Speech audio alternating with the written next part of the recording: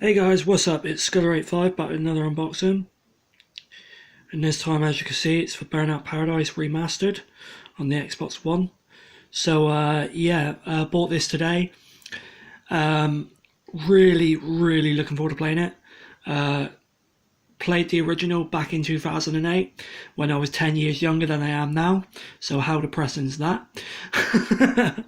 But this is like one of my top 3 games of all time, to be honest. I played so much of this back then, so really looking forward to getting into it. But as you can see, it's 4K Ultra HD and Xbox One X enhanced, so it's going to look pretty damn good on my Xbox One X and on my 4K TV. So yeah, it includes everything. This side, anyway, focus. It includes everything from the Year of Paradise as well. So as you can see.